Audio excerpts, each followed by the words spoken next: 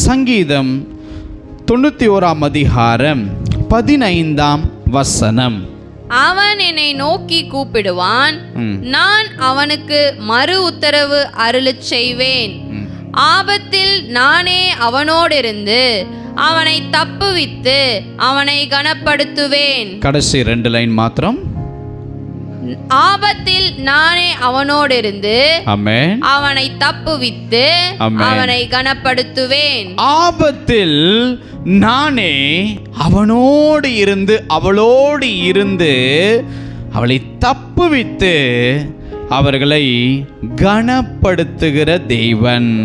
ஹல்லேலூயா. பாருங்க என் அருமையான சகோதரனே சகோதரியே, நம்முடைய தேவன் அவருடைய உண்மையாய அவருடைய கட்டளைகளுக்கு கீழ்ப்படிந்து நடக்கிற பிள்ளைகள் வாழ்க்கையில தேவன் கணம் என்கிற ஆசீர்வாதத்தை கொடுக்க விரும்புகிறார். ஹல்லேலூயா. தேவனுடைய கரத்திலிருந்து இந்த கணம் என்கிற அந்த ஆசீர்வாதம் நம்முடைய ஒவ்வொருவருடைய வாழ்க்கையிலும் அவர் வரப்போகிறது. எத்தனை பேர் விசுவாசிக்கிறீங்க? கர்த்தருடைய கரத்திலிருந்து அந்த கணம் என்கிற அந்த பெரிய ஆசீர்வாதம் நம்முடைய குடும்பங்களுக்குள்ளாய் நம்முடைய வாழ்க்கைகளுக்குள்ளாக கணத்தின் ஆசீர்வாதத்தை கொடுத்து தேவன் நம்மளை உயர்த்த போகிறார். எனக்கு அன்பானவர்களே, பிறகு கணம் என்று சொன்னால் அது ஆங்கிலத்தில் ஹானர் அப்படின்னு சொல்கிறாங்க. இன்னும் தமிழில் இன்னும் ஆழமாக நம்ம இலக்கண வகையில் பார்த்தோம் என்றால் நம்மை கௌரவப்படுத்துகிற ஒரு காரியம், இன்னொன்று நம்மளை பெருமைப்படுத்துகிற ஒரு காரியம். ஹல்லேலூயா. தேவன் அப்படிப்பட்ட அந்த தருணங்களை நம்முடைய வாழ்க்கையிலே கொண்டு வரப்போகிறார். தேவன் உங்களை கனப்படுத்த விரும்புகிறார். தேவன் உங்களை கௌரவப்படுத்துவார். எங்கெல்லாம் நாம் தலை குனிந்தோமோ, ஒருவேளை நமக்கே அதெல்லாம் மறந்து போயிருக்கோம். ஆனால் தேவன் பாருங்க, வருகிற நாட்களிலே அந்த இடங்களிலே இருந்து கர்த்தர் நம்மளை கௌரவப்படுத்த போகிறார். ஆண்டவர் நம்மளை கனப்படுத்த விரும்புகிறார். ஹல்லேலூயா. நம்முடைய தலையை உயர்த்த விரும்புகிறார். ஹல்லேலூயா. நீங்கள் அடைக்கலமாய் இருக்கிற உன்னதமான தேவனிடம் இருந்து இந்த கணத்தின் ஆசீர்வாதம் என் வாழ்க்கையிலும் உங்கள் வாழ்க்கையிலும் வரப்போகிறதை எத்தனை பேர் விசுவாசிக்கிறீங்க? ஆண்டவர் என்னை கனப்படுத்த போகிறார்னு எத்தனை பேர் சொல்ல விரும்புறீங்க? கரங்களை உயர்த்தலாமா? ஹல்லேலூயா. நீர் என்னை கனப்படுத்துகிறதை நான் விசுவாசிக்கிறேன் ஆண்டவரே. ஹல்லேலூயா. பக்கத்தில் கரம் கொடுத்து, கர்த்தர் உங்களுக்கு கனத்தின் ஆசீர்வாதத்தை தரப்போகிறார். சொல்லுங்க பார்க்கலாம். ஹல்லேலூயா. ஹல்லேலூயா. பாருங்க, நீங்கள் செய்த நன்மையை மனிதன் மறந்திருக்கலாம், நீங்கள் செய்த தியாகத்தை குடும்பம் மறந்திருக்கலாம், நீங்கள் விட்ட கண்ணீரை பிள்ளைகள் மறந்திருக்கலாம். ஆனால் தேவன் உங்களை கனப்படுத்த விரும்புகிறார். யார் மறந்தாலும் மறக்கலனாலும் இருந்தாலும் இல்லைனாலும் கர்த்தர் உங்களை கனப்படுத்துவார். ஹல்லேலூயா. ஹல்லேலூயா. ஐயோ, நான் என் கணவருக்கு உண்மையா இருக்கிறேன் பிரதர், எனக்கு கொடுத்த மனைவிக்கு நான் உண்மையா இருக்கிறேன், எனக்கு கொடுத்த பிள்ளைகளுக்கு நான் உண்மையா இருக்கிறேன், தேவன் எனக்கு கொடுத்த வேலையில் நான் உண்மையா இருக்கிறேன், ஆண்டவர் என்னை நம்பி கொடுத்த சில பொறுப்புகள் ஊழியங்கள் எல்லாத்துலேயும் நான் உண்மையா இருக்கிறேன் அப்படின்னு நீங்கள் சொல்லுவீர்கள் என்றால் உங்களுடைய உண்மைக்கு அவர்கள் மனிதர்கள் கனத்திற்குரியவர்கள் உங்களை கனப்படுத்தாமல் இருந்திருக்கலாம். என் தேவன் உங்களை சரியான நேரத்தில் கொண்டு வந்திருக்கிறார். அவர் உங்கள் தலையை உயர்த்துவார். அவர் உங்களை கனப்படுத்துவார். ஹல்லேலூயா. உங்களைத்தான் தேவனுடைய கனமான ஆசீர்வாதம் உங்களுடைய வாழ்க்கையில தேடி வரப்போகிறது அன்பானவர்களே. உண்மையுள்ள மனிதன் பரிபூரண ஆசீர்வாதங்களை பெறும்படியாய் தேவனுடைய கரத்திலிருந்து கனத்தின் ஆசீர்வாதம் உங்கள் வாழ்க்கைக்குள் வரப்போகிறது என்று நான் விசுவாசிக்கிறேன். நீங்கள் விசுவாசிக்கிறீர்களா? தேவனுடைய கரத்திலிருந்து வெகுமதி உன்னுடைய உண்மைக்காக, உன்னுடைய உத்தமத்திற்காக, உன்னுடைய நீதிக்காக, உன்னுடைய அந்த சரியான நடக்கைக்காக இறைவன் உன்னை கனப்படுத்த விரும்புகிறார். அந்த தேவனுடைய கரத்திலிருந்து சிறந்த வெகுமதி உன் தலையை உயர்த்த போகிறது.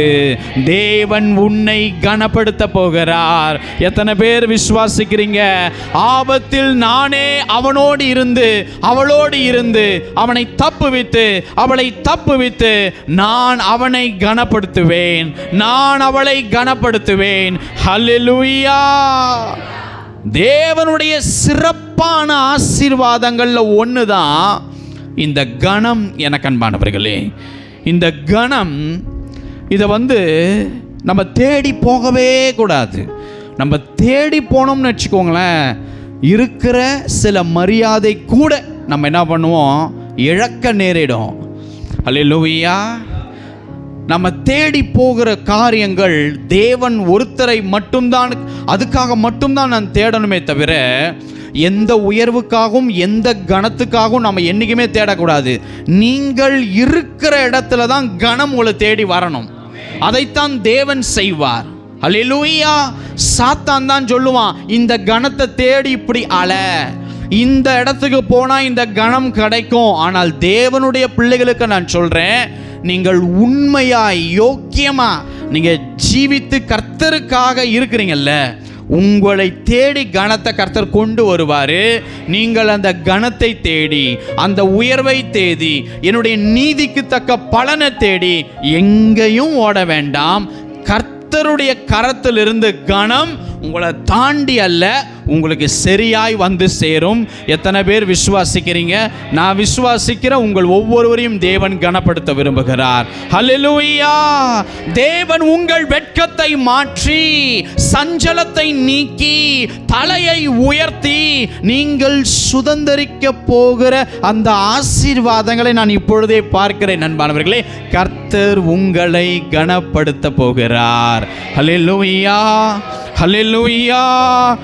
அவர் உங்களை வாளாக்காமல் தலையாக்குவார். நீங்கள் கீழாகாமல் மேலாகுவீர்கள். எனக்கு அன்பானவர்களே, கர்த்தர் அந்த காரியங்களை செய்வார். அவருடைய கனத்தின் ஆசீர்வாதம், நல்லா கவனிங்க, அவருடைய கனத்தின் ஆசீர்வாதம் நம்மை மேன்மைப்படுத்தும். அவருடைய கனத்தின் ஆசீர்வாதம் உன் சத்துருக்கள் தலை குனியும்படி அந்த அளவுக்கு இருக்கும் என்பதை தேவன் சொல்லுகிறார். திரும்பவும் சொல்லுகிறேன், அவருடைய கனத்தின் ஆசீர்வாதம் உங்களை மேன்மைப்படுத்தும் ஒரு புறம். மற்ற ஒரு புறம், அவருடைய கனத்தின் ஆசீர்வாதம் உன் சத்துருக்கள் தலை குனியும்படி அது கிரியை செய்யும். அவருடைய கனத்தின் ஆசீர்வாதம் ஒரு பெரிய சுதந்தரிப்பை உங்களுக்குள் உண்டாக்க போகிறது. எனக்கு அன்பானவர்களே, நான் விசுவாசித்து சொல்கிறேன், இயேசு சொன்னதை நான் சொல்கிறேன். கர்த்தர் ஒரு பெரிய சுதந்தரிப்பின் ஆசீர்வாதங்களை கர்த்தர் உங்களுக்கு தரப்போகிறார். நீங்கள் அநேக ஆசீர்வாதங்களை சுதந்தரித்து கொள்ளுவீங்க. ஹல்லேலூயா! அது உங்களுடையதாய் மாறும். சுதந்தரிப்பின் ஆசீர்வாதத்தின் நன்மை அது உங்கள் பெயரிலே காணப்பட போகிறது. தேவன் அந்த கனத்தின் ஆசீர்வாதத்தின் மூலம் ஒரு பெரும் சொந்த சுதந்தரிப்பை இயேசு உங்களுக்கு தரப்போகிறார். இயேசு உங்களுக்கு கொடுக்க போகிறார். இயேசு கிறிஸ்து உங்களுக்கு சொந்த சுதந்தரிப்பை தரப்போகிறார் என்று எத்தனை பேர் விசுவாசிக்கிறீங்க? ஹல்லேலூயா! தகுதி இல்லாத நமக்குத்தான் சொந்த சுதந்தரிப்புகளை தேவன் தரப்போகிறார். தகுதி இல்லாத ஆளாகிய நமக்குத்தான் சொந்த சுதந்தரிப்புகளை தரப்போகிறார். அவருடைய கனம் நம்மை மேன்மைப்படுத்தும், நம்மளை ஆச்சரியப்படுத்தும். ஒரு புறம் சத்துருக்களை தலைகுனியச் செய்யும், இன்னொரு புறம் சுதந்தரிப்புகளை உன் பெயரில் மாற்றி கொடுக்கும்படி இயேசு உதவி செய்வார். அந்த கணத்தின் ஆசீர்வாதம் சில சொந்த சுதந்தரிப்புகளை உங்கள் வாழ்க்கையிலே கொண்டு வரப்போகிறது. இதற்கு வாய்ப்பே இல்லாமல் இப்போ இருக்கிற சூழ்நிலை இருக்கலாம், எனக்கு அதை பற்றி கவலை இல்லை. தேவனுடைய வார்த்தை ஒருவன் நம்பும் பொழுது உங்களை ஆசீர்வதிக்கப்பட்டவனாய் ஆசீர்வதிக்கப்பட்டவளாக தகுதி இல்லைதாங்க, ஆனால் தேவனுடைய கணம் நம்மை மேன்மைப்படுத்த போகிறது. என் பக்கத்தில் திரும்பி, சுதந்தரிப்புகள் உன் வசமாய் திரும்ப போகிறது. ஹல்லேலூயா. பக்கத்தில் திரும்பி சொல்லுங்க, ஹல்லேலூயா, ஹல்லேலூயா. சில நன்மையான ஆசீர்வாதங்கள், அது உங்களுடைய வாழ்வாதாரக்கு தேவையான வாகனங்களாக இருக்கலாம், உங்களுடைய வீட்டின் பிள்ளைகளுக்குரிய எதிர்காலத்திற்குரிய நன்மையை இப்பொழுது கட்டளையிடுகிற சில ஆசீர்வாதங்களாக இருக்கலாம், உங்களுடைய குடும்பம் குடியேறுவதற்குரிய சில நன்மைகளாய் அவைகள் இருக்கலாம். என்ன சுதந்தரிப்போ அது நமக்கு தெரியாது, ஆனால் தேவன் அவருடைய கணம் நம்முடைய வாழ்க்கையில் நம்மை 4 படி அல்ல, அடுத்து 10 படி நம்ம உயர்ந்து இருக்கும்படி அந்த கணம் நம்முடைய தலையை உயர்த்த போகிறது. அல்லேலூயா. நீங்கள் என்ன வேலை, என்ன ஆஃபீஸில் எங்கே எது செஞ்சாலும் பரவாயில்லை, உங்களுக்கு மேலே இருக்கிற ஒரு சீஃப் ஆஃபீஸரை விட கர்த்தர் உங்களை மேன்மையாக வைப்பார். உங்கள் பகுதிகளில் இருக்கிற எல்லா கடையை விட உங்களுடைய கடையை கர்த்தர் மேன்மைப்படுத்துவார். அல்லேலூயா. உங்கள் தெருக்களில் எத்தனை வீடு இருந்தாலும் சரி, உங்களுடைய வீடு கர்த்தரால் ஆசீர்வதிக்கப்பட்டதை அப்படியே மற்றவர்கள் பார்க்கும்படி கிரியை செய்ய போகிறார். சில பெஸ்டான வெகுமதி, சில பெஸ்டான ரிவார்டு தேவனுடைய கரத்திலிருந்து சிறுமைப்பட்டவளுக்கு தேவன் தரப்போகிற வெகுமதியை நான் விசுவாசிக்கிறேன். சபை விசுவாசிக்கிறீர்களா? அவர் கரத்திலிருந்து கணத்தின் ஆசீர்வாதம் தகுதியில்லாத என் குடும்பத்தின் மீது, என்னுடைய சபையின் மீது, உங்கள் வாழ்க்கையின் மீது அவை கிரியை செய்ய போகிறது. தேவன் சொன்னால் அது நடக்கும். அவர் நிர்ணயம் பண்ணா எந்த சத்துருவும் தடை பண்ண முடியாது. என்ன கனமான ஆசீர்வாதங்கள் இன்றைக்கு உனக்கு தேவை? எந்த ஆசீர்வாதத்தை கொடுத்தா என் தலையை கர்த்தர் நிமிர்த்தன மாதிரி நான் நடப்பேன்னு சொல்றியோ, அந்த கணத்தின் ஆசீர்வாதத்தை கர்த்தர் உனக்கு தருவார். ஹல்லேலூயா, ஹல்லேலூயா. தேவன் அப்படிப்பட்ட கணத்தின் ஆசீர்வாதத்தை கொடுப்பார். என்பானவர்களே, தேவன் சொல்லுகிறார், நீ என்னிடத்தில் வாஞ்சையாய் இருக்கிறபடியினால் நான் உன்னை விடுவிப்பேன். என் நாமத்தை நீ அறிந்திருக்கிறபடியினால் உன்னை உயர்ந்த அடைக்கலத்திலே வைப்பேன். மகளே, மகனே, நீ என்னை நோக்கி கூப்பிடுவாய், உடனே நான் உனக்கு மறு உத்தரவு அருளி செய்து ஆபத்தில் நானே உன்னோடு இருந்து உன்னை எல்லா தீமையிலும் இருந்து விலக்கி ரட்சித்து காத்து உன்னை கனப்படுத்துவேன் என்பதை தேவன் சொல்லுகிறார். ஹல்லேலூயா, ஹல்லேலூயா. எத்தனை பேர் விசுவாசிக்கிறீங்க? கர்த்தர் உங்களை கனப்படுத்த விரும்புகிறார். ஹல்லேலூயா. திருப்தியே இல்லாத உங்களுடைய வாழ்க்கையில் தேவன் இந்த கணத்தின் ஆசீர்வாதத்தை கொண்டு வருகிறதினால் நீடித்த நாட்களால் திருப்தியாகும்படியாய் என் ரட்சிப்பையும் நான் உன்னோடு கூட இருப்பதையும் காண்பீர்கள் என்பதை தேவன் சொல்லுகிறார். ஹல்லேலூயா. பாருங்க, திருப்தியே இல்லாத உங்களுடைய வாழ்க்கையில் அந்த கணத்தின் ஆசீர்வாதத்தை கர்த்தர் கொண்டு வருவதால் நீடித்த நாட்களால் தேவன் உன்னை திருப்தியாக்கி என் ரட்சிப்பை நான் உன்னோடு கூட இருப்பதையும் காண்பிப்பேன். ஹல்லேலூயா. தேவன் உங்களை கனப்படுத்த விரும்புகிறார். உங்கள் தலையை உயர்த்தி உங்களை அலங்கரித்து பார்க்க தேவன் விரும்புகிறார். எத்தனை பேர் ஆமேன் சொல்ல விரும்புறீங்க? ஹல்லேலூயா. பக்கத்தில் கரம் கொடுத்து, கர்த்தர் உங்கள் தலையை உயர்த்தி உங்களை அலங்கரிக்க விரும்புகிறார்.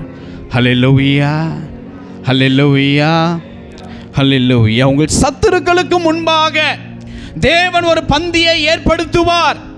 பந்தியை ஆயத்தப்படுத்தி உங்கள் தலையை எண்ணெயினால் அபிஷேகம் பண்ணி உங்கள் பாத்திரம் நிரம்பி வழியும்படிக்கு தேவன் கிரியை செய்வார். எத்தனை பேர் விசுவாசிக்கிறீங்க? என் தலையை எண்ணெயினால் அபிஷேகம் செய்து என்னுடைய சத்துருக்களுக்கு முன்பதாக தேவன் எனக்கு ஒரு பந்தியை ஆயத்தப்படுத்த விரும்புகிறார். என்னுடைய பாத்திரம் நிரம்பி வழிய போகிறது. தேவன் தம்முடைய பிள்ளைகளை உயர்த்தி ஆசீர்வதிக்க விரும்புகிறார், ஆசீர்வதிக்க போகிறார். அன்பானவர்களே, கணத்தின் ஆசீர்வாதம் உன்மேல் போடப்பட்ட தவறான அந்த பட்டத்தையும் தவறான அவச்சொல்லையும் பெயரையும் அது மாற்றும் என்பதை நான் விசுவாசிக்கிறேன். நீங்கள் விசுவாசிக்கிறீர்களா? தேவன் புதிய காரியங்களை உங்கள் வாழ்க்கையிலே அவர் செய்ய போகிறார். தேவன் புதிய பரிமாணமான கதவுகளை தேவன் உங்கள் வாழ்க்கையிலே திறக்க போகிறார். அவர் உங்களை கனப்படுத்த விரும்புகிறார், கனப்படுத்த போகிறார். கனப்படுத்தி விட்டார். அந்த கணத்தை நம் சொந்த கண்கள் பார்க்க போகிறது. எத்தனை பேர் விசுவாசிக்கிறீங்களோ அவங்கெல்லாம் தலைக்கு மேலே கரம் தட்டினவர்களாய் சரியா பாருங்க. ஆபத்தான நேரத்தில் தான் நமக்கு தெரிய வரும் யார் உண்மையாய் உங்களை நேசிக்கிறார்கள் என்று. ஹல்லேலூயா. பாருங்க, ஆபத்தான நேரத்தில் மட்டும்தான் நமக்கு தெரிய வரும் எனக்கு அன்பானவர்களே, யார் உண்மையாய் நம்மை நேசிக்கிறார்கள் என்று. அந்த ஆபத்தான அந்த நேரம் இருக்கு பாருங்க நம்முடைய வாழ்க்கையில், அப்போ தான் தெரியும், ஓ நம்மளை இவ்வளவு நேசிக்கிறாங்க, இவ்வளவு கரிசனையாக இருக்காங்க, இவ்வளவு ஃபோன் பண்ணி நம்மளை விசாரிக்கிறாங்க, ஓ நம்ம குடும்பம் இவ்வளவு நல்லா இருக்கும்னு நினைக்கிறாங்க. அப்படிலாம் நம்ம நினைக்கிற ஆட்களுக்கு பாருங்க, சில ஆபத்தான தருணங்கள் நம்முடைய வாழ்க்கையில் வரும்போது தான் தெரியும் அவர்கள் நம்மோடு கூட இருப்பார்களா இருக்க மாட்டார்களா என்று எனக்கு அன்பானவர்களே. ஆனால் எந்த ஆபத்தான காரியங்கள் நம்முடைய வாழ்க்கையில் வந்தாலும் உண்மையான மனுஷனோடு கூட அந்த உண்மையான தேவன் துணை நின்று அவனை கனப்படுத்த அவர் வல்லவராய் இருக்கிறார். ஹல்லேலூயா. எத்தனை பேர் ஆமேன் சொல்ல விரும்புகிறீங்க? ஹல்லேலூயா. எல்லாம் கவனிங்க, என்னதான் இந்த ரெபேக்காள் தன்னுடைய இரண்டாவது மகன் யாக்கோபை நேசித்தாலும், யாக்கோபின் மேலே கரிசனையாக இருந்தாலும், அந்த தாய் தன்னுடைய இரண்டாவது மகன் மேலே அதிக அன்பு கொண்டாலும், இந்த யாக்கோபு சென்ற கடுமையான இந்த பாதைகளில் ஒன்றில் கூட நேசித்த தாயால் கூட வர முடியவில்லை எனக்கு அன்பானவர்களே. ஆனால் அந்த யாக்கோபோடு கூட தேவன் அந்த கடுமையான பாதையிலும் நடந்து சென்று துணை நின்றார். ஹல்லேலூயா. எத்தனை பேர் ஆமேன் சொல்ல விரும்புகிறீங்க? பாருங்க, என்னதான் யாக்கோபு ஐயா இந்த யோசேப்பை நேசித்தாலும் அன்பு காட்டினாலும் மற்ற பிள்ளைகளை விட அதிகமான அன்பை மேலே வைத்தாலும் பலவர்ண அங்கியை யோசேப்புக்கு கொடுத்தாலும் சில கடினமான பாதைகள் யோசேப்புக்கு வரும்போது தன் தகப்பன் யாக்கோபு இந்த யோசேப்பின் கடினமான பாதைகளுக்குள்ளாய் கூட நடந்து வர முடியவில்லை. தேவன் ஒருவரே யோசேப்பினுடைய கடினமான பாதைகளிலே கூட சென்று நடந்து வந்தார் எனக்கு அன்பானவர்களே. நான் அதனால் தான் சொல்லுகிறேன், தேவன் ஒருவரே நமக்கு சிறந்த துணை. ஹல்லேலூயா. தேவன்தான் நமக்கு போதுமான ஒரு துணை எனக்கு அன்பானவர்களே. யார் இருந்தா என்ன, யார் இல்லைனா என்ன? தயவு செய்து கவலைப்படுவதை முதலாவது நிறுத்தி கொள்ளுங்க. ஐயோ இவங்க இல்லை, இவங்க என் பக்கத்தில் இல்லை, இந்த நேரத்தில் இவங்க இல்லை. சரி, அவங்க இருந்திருந்தா காரியம் வேற மாதிரி இருந்திருக்கும் என்று அடுத்து கணிக்கக்கூடிய பார்க்கக்கூடிய தேவன் நம் மத்தியிலே காணப்படுகிறார். இவங்க இல்லை அவங்க இல்லைன்னு சொல்லுகிறதை விட்டுட்டு என்னோடு கூட இந்த கடினமான நேரத்தில் என்னை ஆற்றி தேற்றி நடத்துகிற அந்த உத்தமமான தேவன் எனக்கு துணை நிற்கிறாரே என்று சொல்லி உத்தமனுக்கு கர்த்தர் துணை என்ற வேத வசனத்தை எத்தனை பேர் பிரியத்தோடு ஆமேன் என்று பெற்றுக்கொள்ள விரும்புறீங்க? ஹல்லேலூயா! உத்தமனுக்கு கர்த்தர் துணை. நல்லா கவனிங்க, பவுல் ஐயா இதைத்தாங்க சொன்னாரு. எல்லாரும் என்னை கைவிட்டார்கள், ஆனால் கர்த்தரோ எனக்கு துணையாய் நின்று என்னை பலப்படுத்தினார். கவனிங்க, அவருடைய இந்த 2 வார்த்தையில் அவருடைய பட்ட வேதனைகள், அவருக்கு துணையாக இருந்தவங்க விட்டு சென்ற எல்லா காரியமும் இந்த 2 வரிகளிலே புரிய வருது அன்பானவர்களே. எல்லாரும் என்னை கைவிட்டார்கள், கர்த்தரோ எனக்கு துணை நின்று என்னை பலப்படுத்தினார். அந்த தேவன் நமக்கு துணையாக இருக்கிறார். நமக்கு துணை நின்று அவர் நம்மளை பலப்படுத்துவார். கவலைப்படுகிறதை நிறுத்துங்கள் எனக்கு அன்பானவர்களே. உண்மையாயிருந்த யோசேப்பை தேவன் கனப்படுத்தினார். உண்மையாயிருந்த யாபேசை தன் சகோதரர்களை காட்டிலும் தேவன் கனப்படுத்தினார். உண்மையாயிருந்த மொர்தெகாயை கர்த்தர் கனப்படுத்தினார். அதே போல உண்மையாயிருக்க முடிவு பரியந்தம் வரைக்கும் நீங்கள் இன்றைக்கு ஒப்பு கொடுப்பீர்கள் என்றால், நான் இன்னும் என்னுடைய நீதியிலே, நீதியான வழியிலே, பாதையிலே நடத்துவேன் என்பதை நீங்கள் ஒப்புக்கொண்டால் கர்த்தர் பாருங்க உங்களை கனப்படுத்துவார். ஹல்லேலூயா! நான் விசுவாசித்து சொல்றேங்க, தேவன் உங்களை அந்த பரிசுத்தவான்களை கனப்படுத்தினது போல உங்களுடைய உண்மையும் நீதியையும் கண்டு தேவன் உங்களை கனப்படுத்த விரும்புகிறார். ஹல்லேலூயா! வேதம் சொல்லுகிறது, கொஞ்சத்தில் உண்மையுள்ளவனை தேவன் அநேகத்தின் மேலே ஆசீர்வாதமாய் வைப்பார். ஆனால் நமக்கு என்ன தெரியுமா வேணும்? கொஞ்சத்தில் நமக்கு உண்மை வேண்டும். எனக்கு அன்பானவர்களே பாருங்க, உண்மை இல்லாமல் தேவன் உங்கள் வாழ்க்கையை தொடவே முடியாது. அவர் வரவே மாட்டார். அவருடைய பிரகாசம் எல்லார் மேலேயும் வீசிராது. அவருடைய பிரசன்னம் எல்லாருக்கும் துணை நிற்காது. அவருடைய நீதி எல்லா நீதிமான்களுக்கும் முன்பதாய் கடந்து செல்லாது. அந்த பாருங்க, அவர் துணை நிற்கிற அந்த அனுபவம் நமக்கு வேண்டும் என்றால் கொஞ்சத்தில் உண்மையுள்ள அந்த ஆசீர்வாதங்களை நம்முடைய வாழ்க்கையில் வேண்டும். எனக்கு அன்பானவர்களே, கொஞ்சத்தில் உண்மை இருந்தால் கர்த்தர் அநேக கதவுகளை நமக்கு திறந்து அநேக ஆசீர்வாதங்களை, அந்த காரியத்தை நமக்கு தந்து நம்மளை அதிகாரியாய் வைக்கிற ஒரு தேவன். அல்லேலூயா! பிரதர், நான் இந்த கம்பெனியில் ஒர்க் பண்ணுறேன், சரி எனக்கு ஒரு இன்க்ரிமெண்ட்டே தரமாட்டுறாங்க, நான் என்னுடைய முழு எஃபெக்ட் போடுறேன், என்னுடைய வேர்வை சிந்தி நான் உண்மையாக உழைக்கிறேன், எனக்கு பலன் இல்லை பிரதர். கவலையே படாதீங்க, உங்களுக்கு வரவேண்டிய நன்மைகள் உங்கள் மேலே இருக்கிற மேனேஜர் கரத்தில் அல்ல, தேவனுடைய கரத்தில் யாவும் உள்ளது. எனக்கு அன்பானவர்களே, நீங்கள் இருக்கிற காரியத்தில், தேவன் உங்களை வைத்திருக்கிற இடத்திலே நீங்கள் உண்மையாக இருங்க. கர்த்தர் பல கதவுகளை வருகிற நாட்களை உங்களுக்கு திறப்பார். அந்த கணத்தின் ஆசீர்வாதங்கள், பல கதவுகள் திறக்கப்பட்டு அந்த கணம் சரியான இடத்துல கர்த்தர் உங்களை வைத்து நிறுத்தி மேன்மைப்படுத்தி உங்களை அலங்கரித்து உங்கள் தலையை மேன்மைப்படுத்த அவர் வல்லவராய் இருக்கிறார். ஹல்லேலூயா! நமக்கு என்ன வேணும் தெரியுமா? கொஞ்சத்திலே நமக்கு உண்மை வேண்டும். ஹல்லேலூயா! நல்லா கவனிங்க அன்பானவர்களே. நான் ஏன் உண்மையாக இருக்கணும்? சிலருடைய கேள்வி அதான். நான் ஏன் உண்மையாக இருக்கணும்? நான் உண்மையாக இருந்து இவ்வளோ நாள் எனக்கு என்ன நடந்துச்சு? நான் உண்மையாக இருந்து எனக்கு என்ன இதுவரைக்கும் ஆச்சு? இதெல்லாம் சில காரியங்களை சத்ருன் நம்முடைய வாயிலிருந்து வர வைப்பான். நல்லா கவனிங்க.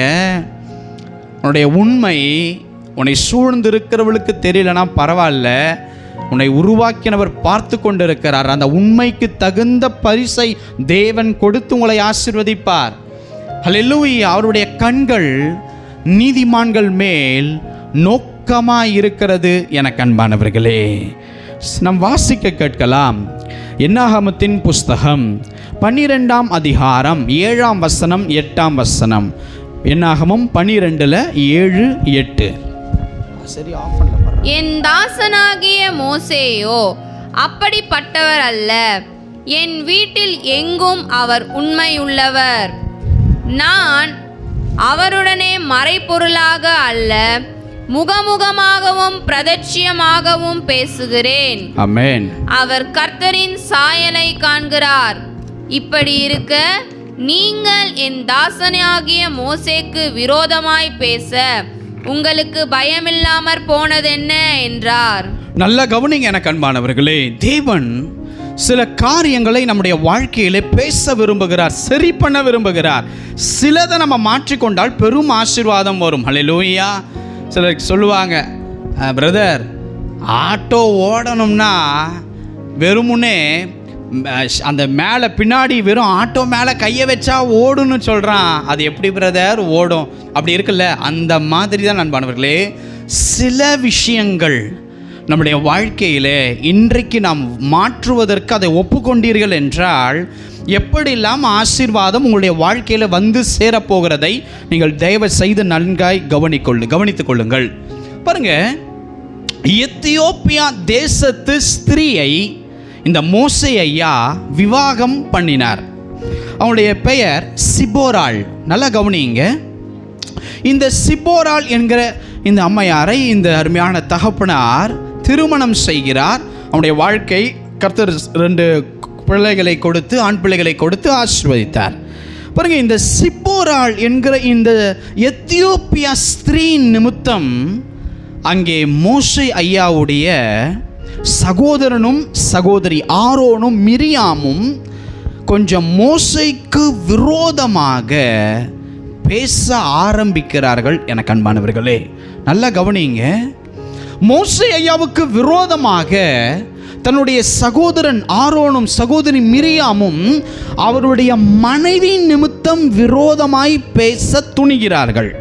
இப்போ என்ன நடக்குதுன்னா, கர்த்தர் மோசேயை கொண்டு மாத்திரம்தான் பேசினாரா, என்னை கொண்டெல்லாம் பேசினது இல்லையா அப்படிங்கிற அந்த ஒரு வார்த்தை கர்த்தர் அதை கேட்டார் என்று வேதம் சொல்லுகிறது. நல்லா கவனிங்க. உண்மையா இருக்கிற ஒரு மனுஷனுக்காக கர்த்தர் என்ன செய்வார், என்னத்தை பண்ணுவார், யுத்தத்தை கையில் எப்படி எடுப்பார், எப்படி அவங்களுக்காக வாக்குவாதம் பண்ணுவார் என்பதை தயவு செய்து நல்லா கவனித்துக் கொள்ளுங்கள் எனக்கு அன்பானவர்களே. மோசே கொண்டு மாத்திரம்தான் தேவன் பேசுவாரா? ஏன் என்னைய கொண்டு பேச மாட்டாரா? ஆரோன் மிரியம் இப்படி பேசி கொண்டு இருக்கும் போது கர்த்தர் அந்த சத்தத்தை கேட்கிறார். இது மோசேயை கேட்டாரா தெரியல அன்பானவர்களே. ஆனால் வேதம் சொல்லுகிறது, மோசேயானவர் பூமியில் உள்ள சகல மனிதரிலும் அவர் மிகுந்த சாந்த குணம் உள்ளவர் என்று யார் சாட்சி கொடுத்தா தெரியுமா?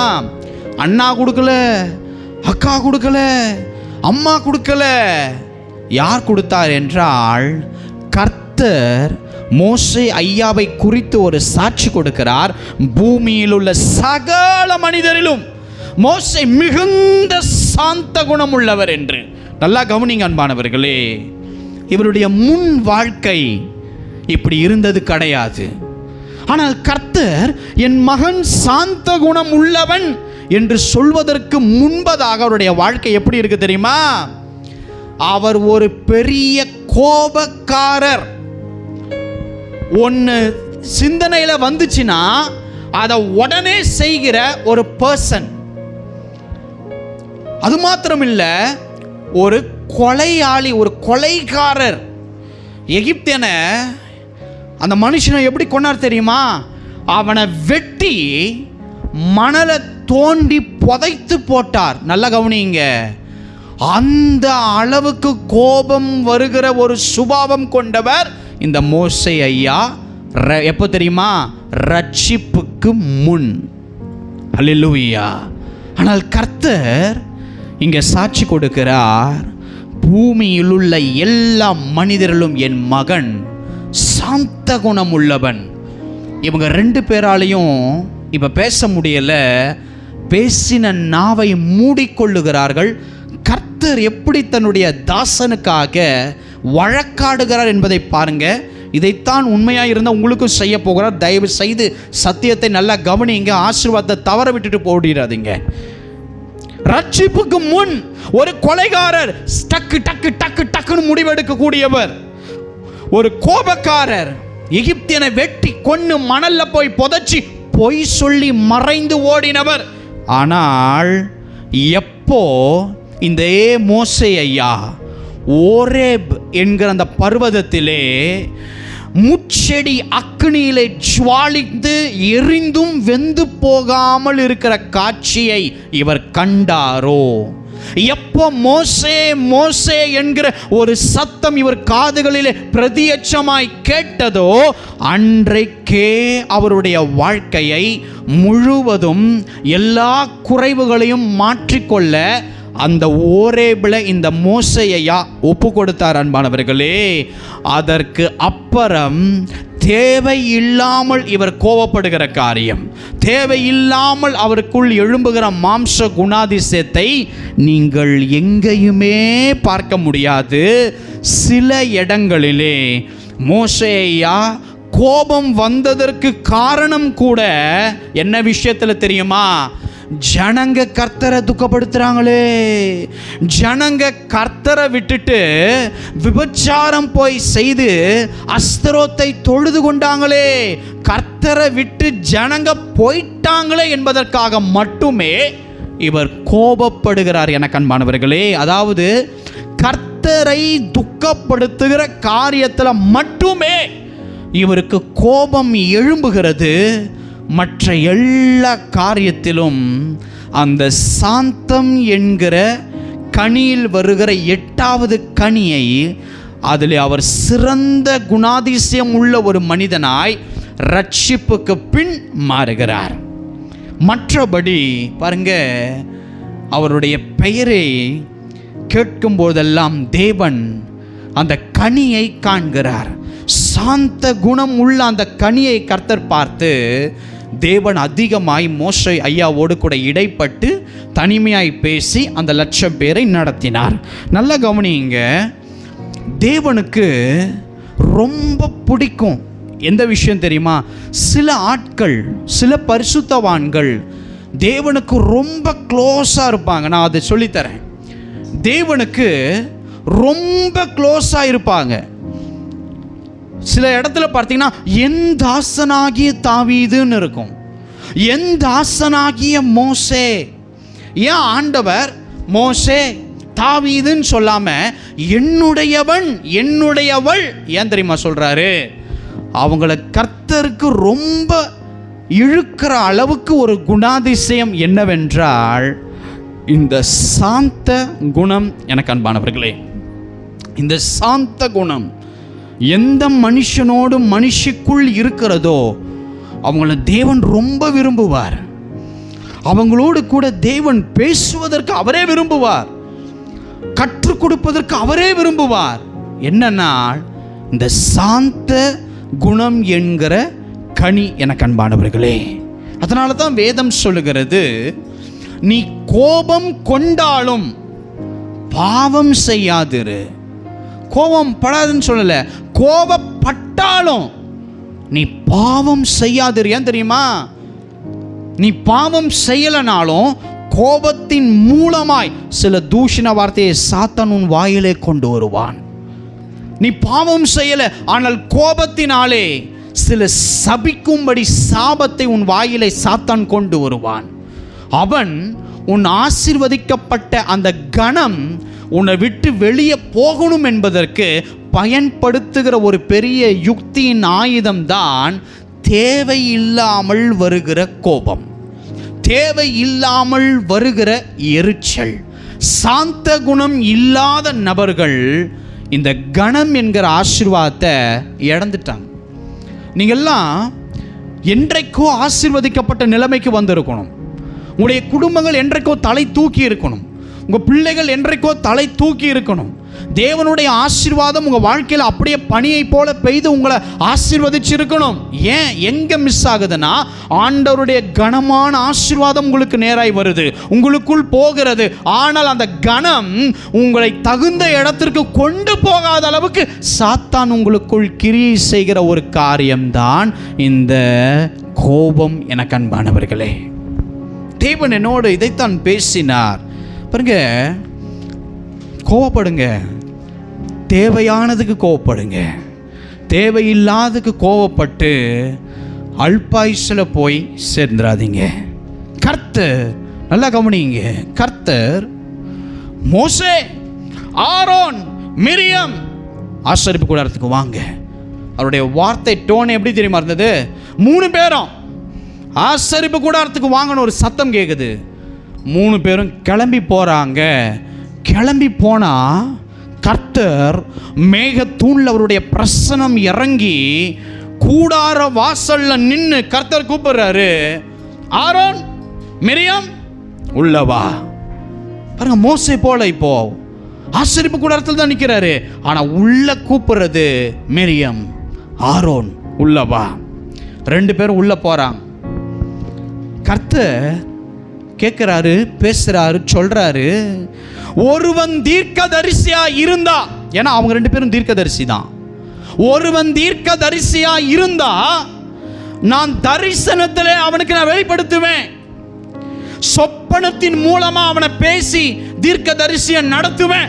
ஆனால் அவர் சொல்றாரு பாருங்க, நீ பேசுனீங்களே 2 பேரும், என் தாசனாகிய மோசே அப்படிப்பட்டவ கிடையாது. என் வீட்டில் எங்கும் உண்மை உள்ளவன் என் மகன் என்று கர்த்தர், நல்ல கவனிங்க, இது எதுவுமே மோசேயாக தெரியாது. உள்ள கூடார வாசலில் நின்று கர்த்தர் சவுக்கை எடுத்துக்கொண்டு தன் மகனுக்காக வைராக்கியம் பாராட்டார். மோசேயாவுக்கு தெரியாது என்ன நடக்குது என்று. நல்லா கவனிங்க, என் தாசனாகிய மோசே அப்படிப்பட்டவர் அல்ல. என் வீட்டிலே எங்கும் உண்மை உள்ளவர். மறை பொருளாக நான் பேசல, முகமாக மோசையோடு பேசுற. என்னுடைய சரீரத்தின் சாயலை இந்த மோசையை காண்கிறார் என்று சொல்லி தேவன் இந்த 2 தீர்க்கதரிசியோடு பேசினார். இப்போ ஒரு வார்த்தை கேட்கிறாரு, மோசைக்கு விரோதமாக பேச பயம் இல்லாமல் போனது என்ன என்று ஒரு கேள்வியை கேட்டாரு. சரி, கேள்வியை கேட்டா இவங்க பதில் சொல்றவரை நிக்கணும் தானே. வசனம் என்ன தெரியுமா சொல்லுது? மோசைக்கு விரோதமாய் பேச பயம் இல்லாமல் போனது என்ன அப்படின்னு சொல்லிட்டு கர்த்தர் போயிட்டே இருந்துட்டாராம். வசனம் சொல்லுது, கர்த்தர் கடந்து போயிட்டார். இவங்க ரிப்ளை பண்ணணுன்றதை இவருக்கு கேட்கறதுக்கு விருப்பம் இல்லாமல் தன்னுடைய மகன் ஒரு உண்மையுள்ளவனா ஒருத்தன் இருக்கும் பொழுது அவனுக்காக எவ்வளவு விஷயங்களை கர்த்தர் கையில் எடுப்பார் தெரியுமா? அவங்களுக்காக எப்படி வழக்காடுவார் தெரியுமா? அவனை குறித்து யார் பேசினாலும் விட்டு கொடுக்காமல் எப்படி நிற்பார் தெரியுமா? உங்களுக்காக தேவன் உண்மையுள்ளவர், சாந்த குணம் உள்ள ஒரு சுபாவம் கொண்ட ஒரு நீதிமான், ஒரு பரிசுத்தமாட்டி. அவள் வாழ்க்கையில கர்த்தர் அவளுக்காக எழுந்து நின்று பேசுவார். அல்லேலூயா. இந்த ஸ்தானத்தில் தாங்க உங்களை கொண்டு வர விரும்புகிறார். மோசைக்கு என்ன இரும்புலையா இருந்தது இருதயம்? அவருடைய சுபாவம் என்ன அப்படியா இருந்தது? ரட்சிப்புக்கு முன் இருந்தது, எஸ், மாம்சம். ஆனால் ரட்சிப்புக்கு அப்புறம் அவருடைய சாந்த குணம் என்கிற இந்த கனியை எப்படி அவர் காத்து கொண்டார்? இந்த சாந்தம் என்கிற கனி இருந்தால்தான் கனம் என்கிற ஆசீர்வாதம் உன் வாழ்க்கைக்குள்ள வரும். இல்லை என்றால் உள்ளே வரும், கிரியை செய்யாது. அதை கன நித்திரையா மாற்ற சாத்தான் மாற்றி விட்டுருவான். கனத்தின் ஆசீர்வாதத்தை தயவு செய்து சபை நல்லா புரிந்துக்கோங்க அன்பானவர்களே. அப்போ வேதம் சொல்லுது பாருங்க, கர்த்தர் நீடிய சாந்தமும் மனதுருக்கும் உள்ள தேவன். நான் யோசித்து பார்க்கிறேன், நான் தப்பு பண்ணும்போதெல்லாம் கர்த்தர் ஒருவேளை அந்த சாந்தம் என்கிற கனியை அவர் எனக்கு மீது பயன்படுத்தலைன்னா நான் எங்கே இருந்திருப்பேன்? நான் யோசித்து பார்ப்பேன். ஓ, கர்த்தர் அப்படி தம்முடைய பட்டயத்தை எடுத்திருந்தாருன்னா நான் எங்கே போயிருப்பேன்? இப்படி விழுந்திருப்பேன், அவ்வளோ பாவத்திலும் இருந்தமே. நான் என்றைக்குமே நினைப்பேன் அன்பானவர்களே. நான் உங்களுக்கு சொல்கிறேன், கர்த்தர் மிகுந்த சாந்தம் உள்ளவர் தான். ஆனால் ஒரு மனுஷன் உண்மையாக இருக்கும்போது, ஒரு மனுஷி உண்மையாய் நடக்கும்போது, அவன் சாந்த குணமுள்ளவன் என்கிற நற்சாட்சி கர்த்தரால் அறிவிக்கப்பட்ட போது, அவனை குறித்து எங்க பேசினாலும் கர்த்தர் வழக்காட இறங்குவார். ஆமென். நல்லா கவனிங்க. மோசேக்கு விரோதமாக பேசினார்கள். ஆனால் பேசினது மோசே ஐயாவுடைய மனைவியின் நிமித்தம் பேசுகிறாங்க. ஆனால் அவங்க ஒரே மாம்சம் என்பதனால் அந்த அபிஷேகம் பட்டவரையும் பேசினதாய் கணக்கு வந்து சாபம் அங்கே கிரியை செய்ய ஆரம்பிக்கிறது. அல்லேலூயா. நல்லா கவனிங்க. உண்மை உள்ளவனுக்காக தேவன் யுத்தம் செய்வார். சாந்த குணம் உள்ளவர்களுக்காக கர்த்தர் வழக்காடுவார். நீங்கள் உங்களை மாற்றி பாருங்கள். எனக்கு அன்பானவர்களே, தேவன் பிரதியட்சமாக உங்கள் கூட நிற்பார். சொல்கிறேன், உங்களை நீங்கள் மாற்றி பாருங்க. உங்கள் சுபாவத்தை மாற்றி பாருங்க. உங்கள் கனியை மாற்றி பாருங்க. உங்களுடைய நீதியான பாதையில் நீங்கள் நடந்து பாருங்க. நான் சொல்கிறேன், காலையில் எந்திரிக்கும் போதிலிருந்து நைட்டு தூங்கும் போது வரைக்கும் எந்த தூஷணமான வார்த்தையும் பேசாமல், கோபம் வராமல், நன்மையை மட்டும் சிந்தித்து, நல்லதை மட்டும் செஞ்சு, நல்ல இருதயத்தில் மட்டும் நல்லதை மட்டும் நினச்சி, ஒரு நாள் மட்டும் நீ நீதிமானா வாழ்ந்து பார். அதில் கிடைக்கிற சுகம் வேற எதுலையுமே கிடைக்காது. அதில் கிடைக்கிற ஒரு சாட்டிஸ்ஃபேக்ஷன் லெவல் வேற எதுலையுமே உனக்கு கிடைக்காது. எந்த துர்குணத்தையும் யோசிக்காம, எந்த அசுத்த உணர்வும் இல்லாமல் ஒரு நாள் முழுவதும் பரிசுத்த சிந்தையோடு கூட ஆண்டவர் எதை செய்தால் பிடிக்கும்னு யோசித்து செய்து பார். 24 hours செய்து பார். சாட்டிஸ்ஃபேக்ஷன் லெவல் இருக்கும் பாரு. எவ்வளவு கோடி இருந்தாலும் வராது. பரலோகம் எழுந்து உனக்காக நிற்கும். பரலோகம் எழுந்து உனக்காக வழக்காட நிற்கும். அதுதான் தேவன். சொல்றேங்க, உண்மை உள்ளவனுக்காய் கர்த்தர் யுத்தம் செய்வார். சாந்த குணமுள்ளவனுக்காய் கர்த்தர் வழக்காடுவார். நீங்கள் உங்களை மாற்றி பாருங்கள். இன்னைக்கு பெறுகிற கணத்தை நீ யாரும் இழக்கக்கூடாது. இன்னைக்கு பெறுகிற கணம் அது பிரதியட்சமா உன் வாழ்க்கையில நிறைவேறி உன்னை தலையை உயர்த்தி இருக்கணும். உன் தலை கவிழ்க்கப்பட்டிருக்க கூடாது. நீ அப்படியே வாளாகி நீ அப்படியே கீழே தள்ளப்பட்டிருக்க கூடாது. உன் நிலைமை மாறி இருக்கணும். தேவனுடைய வார்த்தை வந்துச்சுன்னா உன் வாழ்க்கை மாறும். அதை பெற்றுக்கொண்டு நீதியா நடந்த உங்க வாழ்க்கையில் அதை கிரியை செய்யும். தேவனுடைய ஆசீர்வாதத்தை பெற்று போகும்போது தூக்கி போட்டுட்டு போயிடாதீங்க. சாத்தானுடைய யுக்தி அதை நீங்கள் சரியாய் புரிந்து கொள்ளும், மாற்றிக்கொள்ளுங்கள். தேவன் உங்களுக்காய் வழக்காடி கிரியை செய்வார். ஹல்லேலூயா. நீங்க சொல்லலாம், உலகத்தில் நடக்காததையா நான் பண்ணிட்டேன், உலகத்தில் நடக்காத ஒரு விஷயத்தையா நான் பண்றேன், எல்லாரும் பண்றது தானே நானும் பண்றேன். அப்போ இது எல்லாம் அது எப்படி, அது அவன் பண்றான் அது எப்படி, அது அந்த சர்ச்சுக்கு போறான் இவ பண்றா இது எப்படி. சொல்ற, அவன் பண்றான் இவ பண்றா அவ அப்படி போறா அது தேவையே கிடையாது. எவனோ ஏமாற்றட்டும், எவனோ பொய் சொல்லட்டும், எவனோ திருடட்டும், எவனோ எதையோ பண்ணட்டும், நீங்களும் நானும் ஒரு உண்மையுள்ள எஜமானனு நம்ம மேலே இருக்கிறார். கீழே இருக்கிற வேலைக்காரி நீங்களும் நானும் உண்மையாக இருக்கணும்.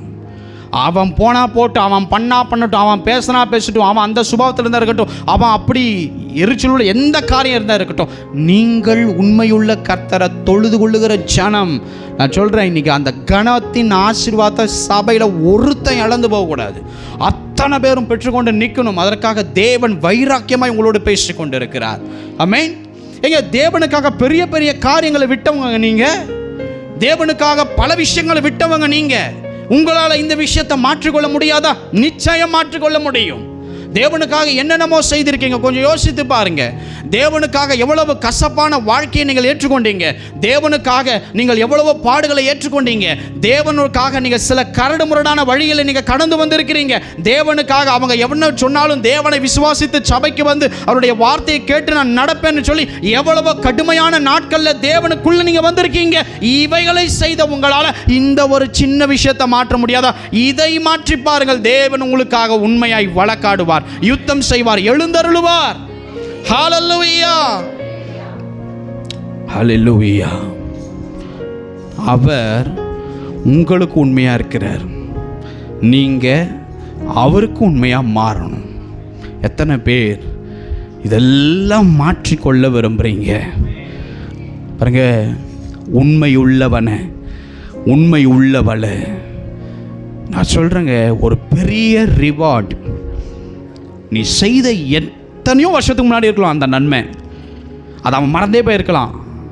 ஆனால் அதுக்காக நீ கஷ்டப்பட்டு முழங்கால் படிட்டு அவன் குடும்பத்துக்காக நீ திறப்பில் நின்றுக்கலாம். அந்த ரிவார்டு அவங்க நன்றி கூட சொல்லாமல் போயிருக்கலாம். ஆனால் தேவன் அந்த வெகுமதியை, அந்த பரிசை, அந்த விலை உயர்ந்த மதிப்பை என் மகள், என் மகனுக்கு நான் தருகிறேன் என்று தேவன் நம்மளை கனப்படுத்த விரும்புகிறார். ஹல்லேலூயா, ஹல்லேலூயா. நான் சொல்கிறேங்க, என்னை பல முறை கர்த்தர் சோதிப்பார், பல முறை சோதித்திருக்கிறார். இவன் உண்மையாக இருப்பானா, இவள் உண்மையாக இருப்பாளா என்று பல முறை ஊழிய பாதையில் கர்த்தர் சோதித்து பார்த்திருக்கிறார். ஒரு சின்ன விஷயம்தான் பாருங்க. நாங்கள் எப்போல்லாம் ஒரு ஹோட்டல் போகிறோம்னு வைங்களேன், உதாரணத்துக்கு சொல்கிறேன், சாப்பிட்டதுக்கப்புறம் ஒரு பில்லு கொடுப்பாங்க. எப்பையும் பல முறை அவங்க வாழ்க்கையில் நடந்திருக்குது. நாங்கள் சாப்பிட்ட அந்த உணவில் சில குறிப்பிட்ட அந்த ஒரு உணவை அந்த பில்லை அவங்க ஆட் பண்ணவே மறந்துருப்பான். நம்ம என்ன தெரியுமா நினச்சிப்போம், ஓ கர்த்தர் அவன் கண்களிலே தயவை வைத்து அவன் சிந்தையில் பூந்து அவனை மறக்கடிச்சிட்டார், வா மிச்சப்படுத்தி கொடுத்துட்டார் 300 ரூபா 400 ரூபாயை நம்ம சொல்லுவோம் எப்பயுமே. அது எனக்கு அப்போ தெரியாது. தேவன் சோதிப்பார். அப்புறம் கூப்பிட்டு, பிரதர் இந்த மாதிரி நீங்கள் ஆட் பண்ண மறந்துருக்கீங்கன்னுவான். அதுக்கப்புறம் போயிட்டு திருப்பி ஆட் பண்ணி, இது பல முறை நடக்கும் மாணவர்களே. சில டைம் பாருங்கள், கீழே போகும்போது பர்ஸ் கிடக்கும், மொபைல் ஃபோன் கடந்திருக்கு. உடனே என் பக்கத்தில் வந்த ஃப்ரெண்ட், வேய் தேவன் பாரு, கடவுள் நமக்கு வாய்க்க செய்திருக்கிறார் அப்படின்னு நான் ஒரு தடவை அதை பொறுமையாக நின்று, ஒரு குடிகாரன் ஃபுல் போதையில் கடந்தான், அவனுதுன்னு பார்த்துட்டு இருந்து அவன் பேக்கெட்டில் வச்சு அவனை சேர்த்துட்டு வந்தான் ஒரு நாள். ஹல்லேலூயா. கர்த்தர் சோதிப்பார். ஓ கர்த்தர் கணம் தருவார்னாரே, ரோட்டில் கடகுது பார், எனக்காக ஒரு கணம்னு கையை வச்ச கணம் உன்னை கடந்து போயிடும். ஹல்லேலூயா. இது சாத்தான் கொடுக்கிற கணம். நான் சொல்கிறேன், அது யாருது என்று எடுத்துட்டு நில்லு. ஆமென். கீழே கடந்தா எடுத்துட்டு நில்லு, யாருதுன்னு கேளு, தப்பே கிடையாது. உண்மை. கர்த்தர் சோதிப்பார், கர்த்தர் சோதிப்பார். எத்தனை பேர் ஆமென் சொல்றீங்க? ஹல்லேலூயா. பாருங்க, இன்னொரு சோதனை கூட எனக்கு ஒரு 2 நாளைக்கு முன்பதாய் நடந்தது. இந்த ஏசியை வாங்கிட்டு பில் பண்ணிவிட்டு, பில்லை வாங்கிட்டு நாங்கள் வந்துட்டு இதை ப்ராடக்ட் கொடுக்கும்போது ஒரு 7200 ரூபாய் பணம் தர வேண்டியதாக இருந்துச்சு. காசு அப்போ கொடுக்க கையில் இல்லை, மீத பணம்.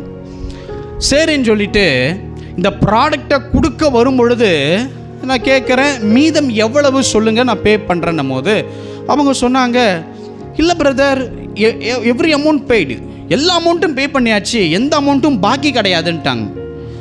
என்ன பாக்கி கிடையாதா அப்படின்ன உடனே யோசித்து பார்க்குறேன். ஏசி வாங்கிட்டு அதுக்கு ஸ்டெபிளைசர் வாங்க ஒரு 10,000 ரூபா தேவைப்படுது. இப்போது என்னுடைய சிந்தனையில் சாத்தான் ஒரு விதையை போடுறான். ஏய், அவன் மீத பணத்தை வாங்க மறந்துட்டான், இந்த மீதம் இருக்கிற பணத்தில் சபைக்கு இன்னொரு தேவை இருக்கு, இதை போய் வாங்கு அப்படின்னு சொல்கிறான். நான் உடனே என்ன பண்ணேன், இவன் எப்போ பேசினாலும் அதுக்கு உல்ட்டாவாக பண்ணணும் கர்த்தருடைய பிள்ளைங்க. ஹல்லேலூயா.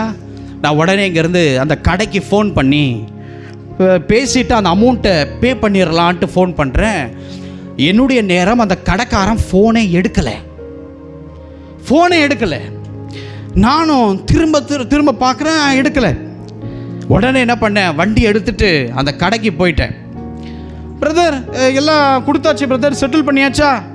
அவங்க சொல்கிறாங்க, பிரதர் இன்றைக்கி சப்ளை ஆயிடுச்சா, எல்லாம் வந்துருச்சா, கரெக்டாக வந்துருச்சா? நான் கேட்டேன், கொஞ்சம் பில்லை போய் பாருங்க.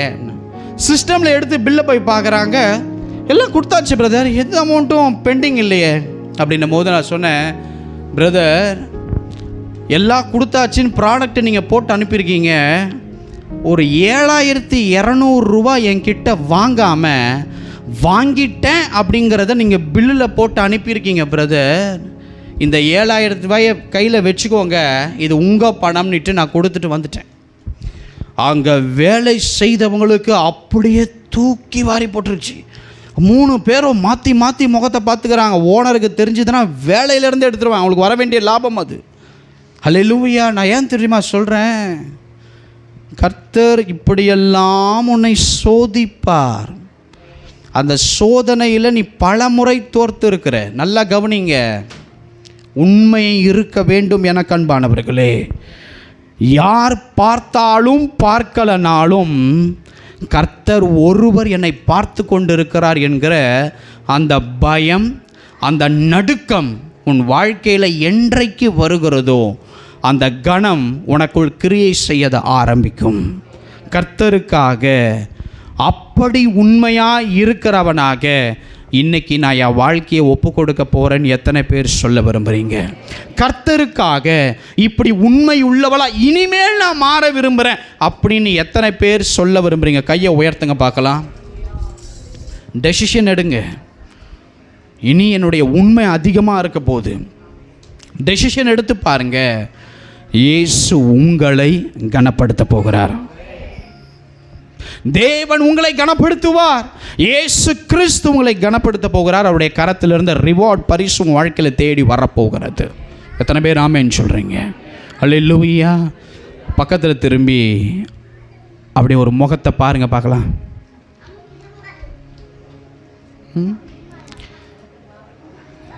அல்லேலூயா. நமக்கு தெரியும் எவ்வளவு உண்மையாக இல்லை அப்படின்னு தெரியும். நான் சொல்கிறேன், கர்த்தர் கொடுத்த குடும்பம், கணவன் மனைவி, பிள்ளைங்க, தொழில், வியாபாரம், கையின் பிரயாசம், ஊழியம், எல்லாத்துலேயும் சரி உண்மையாக இருந்துப்பார். அதில் கிடைக்கிற சுகம் வேறு எதுலேயும் கிடைக்காது. அல்லேலூயா. சாத்தான் கிரியை செய்வான் அந்த கணம். சரி, இந்த சத்தியத்தை நாம் பேசுவதினால் நீங்கள் தகுதியாவீர்கள் என்பதை சாத்தான் முன்கூட்டியமே அறிந்து அந்த கணத்தை நான் பேசுவதற்கு, அந்த ஆசீர்வாதம் உங்களுக்குள் வரக்கூடாது என்பதற்காக முதலாவது அந்த கணம் எனக்குள் கிரியை செய்யக்கூடாது என்று சாத்தான் விதைத்த ஒரு காரியம்தான் பணமே வாங்காமல் இயேசு அனுப்பின காரியம். ஹல்லேலூயா. கொடுக்கலன்னா உங்களுக்கு தெரிஞ்சே இருக்காது, லாபம்தான் அப்படின்னு உங்கள் கண்ணுக்கு தெரியும். அது கர்த்தரை பொறுத்த வரைக்கும் பெரும் நஷ்டம். அல்லேலூயா. அல்லேலூயா. இன்றைக்கி நாங்கள் லட்சக்கணக்கு இழந்தது உலக பிரகாரமாக நஷ்டம். ஆனால் எங்களுக்கு பரலோகத்தில் அது பெரும் ஆசீர்வாதம் சந்ததிக்கு. அல்லேலூயா. உண்மையாக இருந்துப்பார். நான் சொல்கிறேன், தயவு செய்து உண்மையாக இருந்துப்பார். இதனால், இந்த உண்மை உள்ள மனுஷனால் கர்த்தர் அந்த 2 பேரையும் உள்ளே கூப்பிட்டு திட்டி கோபித்து அவர் கடந்து போகிறார். இந்த மிரியாம் அந்த உறைந்த மழையின் வெண்மை போன்ற குஷ்டரோகி போல அவளுடைய சரீரம் காணப்பட்டது. அன்பானவர்களே, அவள் அப்படியே ஆசரிப்பு கூடாரத்திலிருந்து தள்ளப்பட்டாள். 7 நாள் பிரயாணம் பண்ணலை.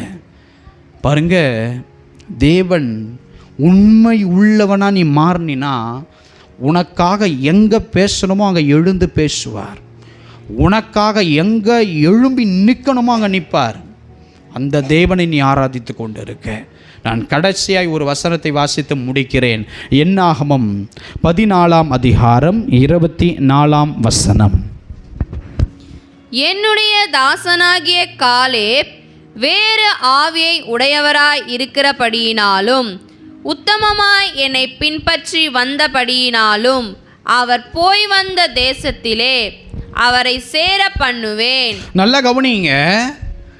மோசேயா உண்மை உள்ளவர், ஓகே. இப்போ இந்த மோசேயா ஒரு கீழே இருக்கிற இன்னொரு வேலையாள் கூட பேசுகிற அளவுக்கு கர்த்தர் ஒரு சம்பவத்தை கொண்டு வரார்.